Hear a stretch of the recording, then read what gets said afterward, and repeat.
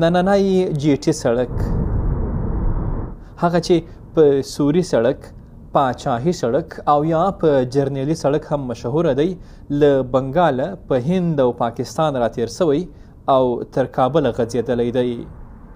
دغه سړک چې د آسیا تر ټولو اوږد او زوړ سړک یادیږي، افغان پاچا شیرشاه سوري په 14مه پېړۍ کې بیا جوړ کړی چې ډېر لیکوالان یې د لومړني جوړښت وخت آن سلګونه کلونه وړاندې یادوي. دغه سړک چې په 4 واړه هیوادونو کې تر 2.5 کیلومتره زیات اوږدوالی لري، لا هم په 4 واړو هیوادونو کې یو تر ټولو د ګڼې ګوڼې سړک یادیږي. نن زمانې زلمی نسل ته به شاید د دې اندازه نه وي، مونږ صرف دا د شیرشاه سوري د نوم سره تړو، خو د دې شروعات د عیسی علیه السلام د پیدایش نه 300 کاله وړاندې شو. بیا د اشوکا په دور کې د دې مزید ایکسپینشن وشو، خور شو او شیرشاه سوري دې یو نوی رنګ ورکړ او ځکه دې روډ ته به بیا سړک شیرشاه سوري ویلې کېدو، یا به ورته بادشاهي سړک ویلې کېدو، یا به ورته شهنشاهي سړک ویلې کېدو. دا وروستو بیا انګریزانو په خپل دور حکومت کې د 18مې صدۍ کې بیا په اخره کې بیا دې ته جي ټي روډ وویل، جنرال ټرنک روډ ورته وویل. په پښتونخوا کې جي ټي سړک نن هم یو تر ټولو مصروفه سړک دی چې د ښارونو ترمنځ له سفر سره سره د کلیو او بازارونو ترمنځ هم ګڼ خلک کاروي.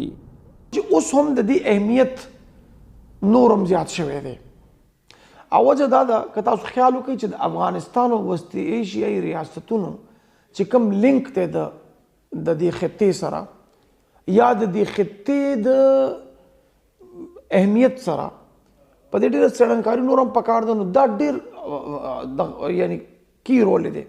تاسو وګورئ دا روډ د پېښور پوهنتون چې زه اوس کوم ځای کې دا خبرې کوم، دا پېښور پوهنتون دی، شیخ زید اسلامک سینټر دی، مخامخ دی نه دا روډ ښکاري. یو سیکنډ د پاره هم دا روډ خالی نه وي، دومره رفت آمد دی، دومره تیز رفت آمد دی په دې باندې.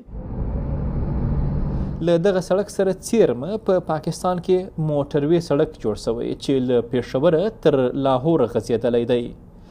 خو کارپوهان وایي که همداسې د موټروي په بڼه سړک له کابله تر پېښوره او بیا تر هند او بنګاله وغځېږي، نو ګټې به یې د 4 واړو هیوادونو لپاره لا نورې زیاتې سي.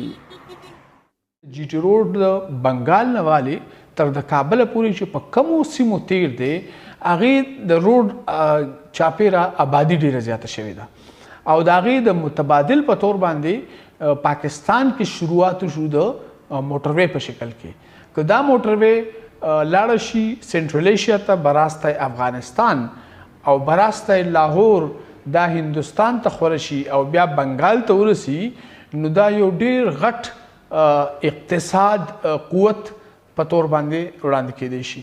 خو که موږ موجوده شکل و صورت ته هم وګورو، نو چې څومره کنونشنل کاروبار دی، چې څومره د هندوستان او د پاکستان او د افغانستان تجارت دی، هغه اوس هم په جي ټي روډ باندې روان دی. البته که دا په غټ توګه باندې کم چې د تاریخي طور د کردار و، که موږ واپس هغه کردار نوی کول غواړو، نو بیا به ورسره دا روډ اپګریډ کولو ضرورت وي.